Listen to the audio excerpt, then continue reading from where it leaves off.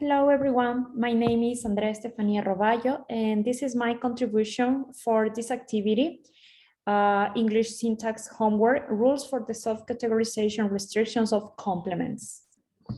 So to start the explanation, to start the topic, let's start with an introduction. It is important to understand the meaning of a complement, what a complement is. If we are going to start the self-categorization of rules regarding complements, it is important to understand the meaning of a complement. So to state the meaning of this word, I think it's important to explain, first of all, the meaning of a sentence. A sentence is a set of elements that are combined together to convey meaning. Like in this example, my little sister washed the car. Here we have some elements that are combined together to convey a meaning, to express meaning.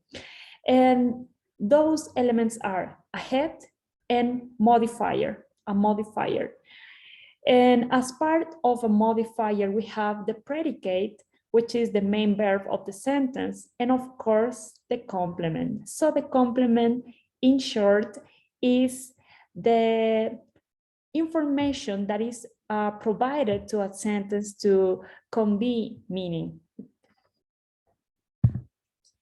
Here we have some rules for the self-categorization of complements. We have 4 subcategories: subject complements, verb complements, object complements, and adjective complements. Let's start with the first one, subject complements. When we are talking about some subject complements, we are talking that the complement is preceded by a linking verb, and it can be, for example, an adjective or a noun. Like, for example, Dana is smart. Dana is an engineer, and Juan and Dana are smart engineers. If we analyze these 3 examples, we can see that smart in the first sentence is preceded by the verb is, which is a linking verb because this verb doesn't state an action. It only provides description about the subject. The same case with the second example, Dana is an engineer, where an engineer is a noun, and this is only providing information about Dana, which is the subject. The same in the third example, Juan and Dana are smart engineers, because smart engineers is a compound complement where we have a noun and an adjective that are providing information about the subject and not providing information about an action that the subject is developing. So here we have some examples of linking verbs. Like, for example, the verb to be, is, are. We have the example of is in the first sentence, Dana is smart. Another linking verb we have is seems. Seem or seems in the third person. Like, for example, Dana seems happy. We are seeing, we can notice in this example that happy as an adjective is preceded by a linking verb, and we are not talking about an action, we're talking about description. Dana becomes a journalist. Becomes is also a linking verb because we are not talking about an action again, we are only given description about what Dana does. We have also a vast list of linking verbs that can also work as an action verbs, depending on how we formulate a sentence. Here we have the list: to feel, to appear, to remain, to smell, to stay, to continue, to prove, to look, to sound, to taste, and to grow. But let's see an example. Like, for example, with the verb taste. When we use the verb taste, we can use this verb like an action or like a description. When we are talking about description, we're talking about a linking verb. Like in the example, it tastes well. We are only saying a description about something. We're saying that something tastes well. But when we have the first sentence, Juan tastes the soup, we are talking about an action, something that Juan is doing in that moment. So with this information, let's analyze verb complements. Within this category, we have 4 types of verbs, which are transitive, intransitive, detransitive, and copular linking verbs that we were analyzing in the first section. Transitive verbs. When we are talking about transitive verbs, we can say that are those verbs that have an object to receive the action. So how we can identify the object within a sentence? The object is the element that responds to the question what and responds to the question whom. Like for example, in the first sentence, Maria cooks the dinner. We start by identifying the main verb of the sentence, which is cook. And then we ask the question, what does Maria cook? The answer is the dinner. So here we have the object of the sentence. In the second sentence, we have Maria sends me flowers in the morning. If we apply the question whom, let's start by analyzing the verb. The verb is send. So the question would be, whom does Maria send flowers? The answer is to me. So here we have the main object of the sentence, which is me.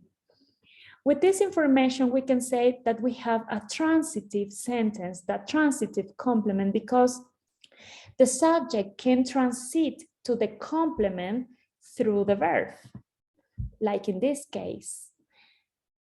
And also we have transitive prepositional verbs because we can say that this preposition provides further information to the sentence. Like for example, Maria sends me flowers in the morning. It is very specific. It is not in the afternoon. It is not at night. It is in the morning. On the other hand, we also have the transitive verbs. That means that a main sentence can answer to both questions at the same time. The question whom and the question what. Like for example, Maria sends me flowers in the morning. I can apply the sentence, to whom does Maria send flowers? To me. And I have here the first object in the sentence. And I can also apply the second question, what does Maria send? Flowers. So I have 2 objects in one sentence, and I can apply both questions to one or to the same sentence. Regarding intransitive verbs, we can say that are those verbs that do not have an object to its right. So like, for example, the sentence English classes start at 5 p.m.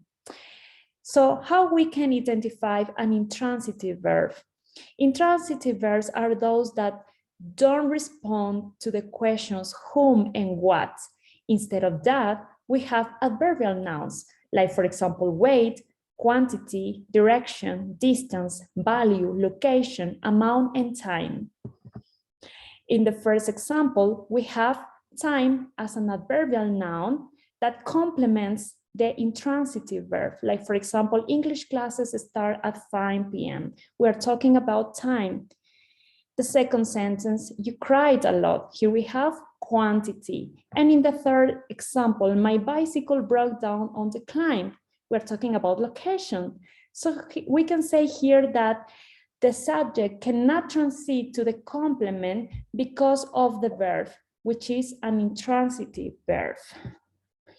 Finally, the copular or linking verbs, as we have already said before, are those verbs that require an adjective phrase, a prepositional phrase, or a noun phrase to its right to complete the meaning in a sentence. Like, for example, I am beautiful, I am an architect, I am on the bed. Each example belonging to each category, adjective phrase, noun phrase, and prepositional phrase. In short, we can say that the verb to be is a good example of copular or linking verbs. Regarding object complements, we can say that are those elements that modify or complement the objects in a sentence. like, for example, nouns or adjectives. So as we have seen, we can identify the main object in a sentence like by answering the questions whom and what. Like in the first sentence, Juan cooks me the dinner. We can say, whom does Juan cook the dinner? To me. So here we have the main object. The same in the second sentence, Maria makes him mad. Once we identify the main object within a sentence, we can complement the information with a noun or with an adjective. Like in the first sentence, we are complementing the information in a sentence with the dinner, because I can also say, Juan cooks me a soup. Juan cooks me the lunch. Juan cooks me the breakfast. But in this case, it's very specific, the dinner. In the second sentence, I can provide further information to the clause by adding an adjective. Maria makes him mad, but I can also say Maria makes him happy. Maria makes him cry. So with this information, it's very specific by using an adjective that provides the complete meaning to the sentence. Finally, we have the fourth subcategory, adjective complements. And here we have 5 categories regarding adjectives that provide information to the sentence, like, for example, adjective alone, pronominal adjective, adjectives followed by a prepositional phrase, adjective followed by infinitives, and adjective followed by clauses. When we're talking about adjective complements, we have the first category, adjective alone. When we're talking that the sentence only have the adjective to provide information to the sentence. Like, for example, Marta is talkative. We can also say that this sentence is also a sentence with a linking verb. So we are only giving description to the subject. When we're talking about pronominal adjective, we can say, we can have this example, we are smart people. So we refer that the noun at the end of the sentence provides further information to the adjective smart. And finally, we have the 3 last categories. For example, adjective followed by a prepositional phrase. Dana is hungry with her sister. With her sister provides further information to the adjective hungry. Adjective followed by infinitive. It is difficult to be reached. To be reached is the infinitive that provides further information to the adjective difficult. And finally, adjective followed by a clause. We can also use a complete clause to provide information to the adjective. In this case, I am happy that you're here. That you're here is the main clause that provides further information to the adjective happy. So with all this information, we have analyzed the subcategories and different rules regarding complements. And I am so glad that you listened to this information. Thank you so much for your time.